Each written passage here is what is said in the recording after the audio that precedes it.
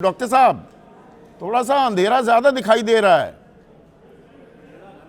अंधेरा घना है क्या? आपका चेहरा भी साफ नजर नहीं आ रहा है। ये हो क्या रहा है? नहीं, ऐसा नहीं है। संवैधानिक संस्थाओं का सम्मान, मान सम्मान की आप बातें करते थे।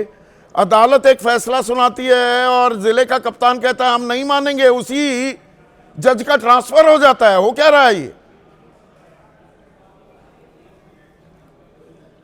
संदीप जी, इससे पहले आपसे अनुरोध है कि मैं पूरा, आप मेरी बात सुन लीजिए, फिर आप प्रश्न कीजिएगा। मैं इतना कोई व्यक्ति संभल कर पूरा बयान सुनिए। जब किसी मामले में जुडिशियली इंक्वायरी हो जाती है, उसमें कोई चूक का जगह नहीं रह जाती है और सभी को भी जुडिशियली डिवीजन बेंच उच्च न्यायालय में जाने का अधिकार है। मैं इतने कहूंगा कि हमारे ऊपर भी गोली चली थी 2015 156 में आदेश हुआ था।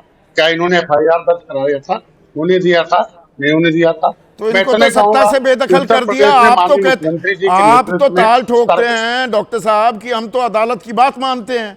तो अदालत की बात नहीं मानी जा रही, बल्कि जिसने फैसला सुनाया मैं यही उसको तबादला किया जा रहा है। पूरा सुन लीजिए। उत्तर प्रदेश में माननीय मुख्यमंत्री जी के नेतृत्व में सरकार बहुत शानदार उत्तर कार्य कर रही है। प्रधानमंत्री जी, माननीय मुख्यमंत्री जी हमेशा संवैधानिक मूल्यों का सम्मान किया करते हैं। विपक्ष के पास कोई ठोस सबूत मुद्दा नहीं है इसके लिए वो अनर्गल निराधार जो है इसी तरीके बयानबाजी करते हैं। आज सरकार की तरफ से कुछ लिखकर भेजा गया है क्या आपको? डॉक्टर साहब पढ़कर बोल रहे हैं। इतने सालों से मैं आपको जानता हूँ, आज तक आपने पढ़ा लिखा हुआ तो नहीं पढ़ा। मैंने नहीं कहा कि गरिमा हाई कोर्ट का काम अपना ट्रांसफर पोस्टिंग करने का। हाई कोर्ट के क्या आप पिछली बात मैं यही बता रहा हूँ कि कांग्रेस के समय समझ सकते हैं कि किस तरीके से जजों के वरिष्ठता को तोड़ते हुए लोगों नहीं, मुझे लग रहा है जिन्होंने जो केशवानंद भारती केस में लोगों को पंचम तल से या सप्तम तल से कहीं कुछ पर्ची आ गई। वैसे जैसे पत्रकारों के पास पर्ची आती थी, आजकल थोड़ी बंद हो गई है। सुबह सुबह पर्ची आ जाती थी, शाम को ये कार्यक्रम करना है। आज क्या जवाब देने हैं? पर्ची आ गई है क्या संजय निषाद के पास? ऐसी नहीं है, नहीं पर्ची नहीं है। मैं भाई कुछ बातें ऐसी होती हैं कि जो बिंदुवार लिखनी पड़ती हैं। भाई 1970-73 की बात रहेगी। इंदिरा गांधी के नेतृत्व में किस तरीके से होता रहा समझ सकते हैं सब।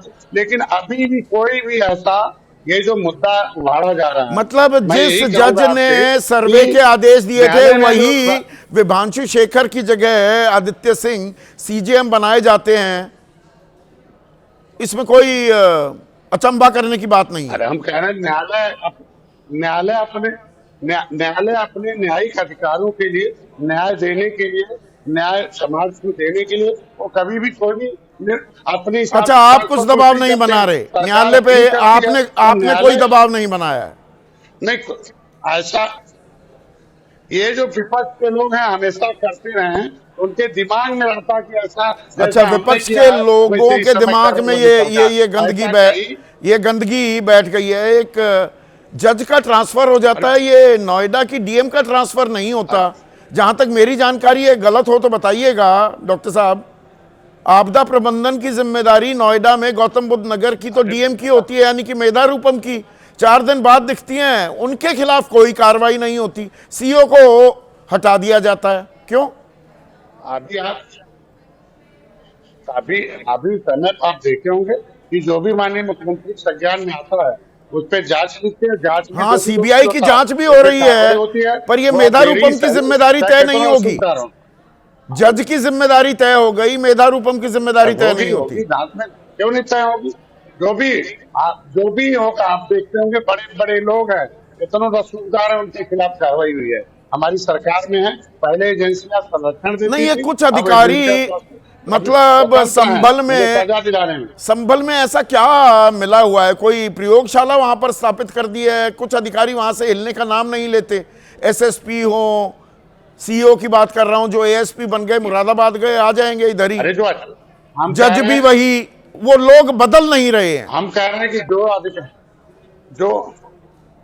जो अधिकारी शांति व्यवस्था करने में आगे रहेगा उसको लगाया जाएगा, जो अनुभवी रहेगा लगाया जाएगा। हम तो शांति व्यवस्था चाहते हैं, अनुभवी प्रशासन की व्यवस्था अधिकारी चाहते हैं। हैं, हम सबको सम्मान करते हैं, तो चाहे हिंदू हो अच्छा, चाहे मुसलमान हो।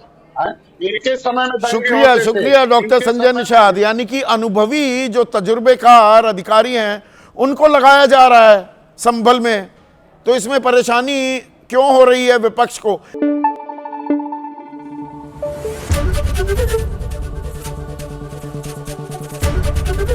एबीपी न्यूज आपको रखे आगे।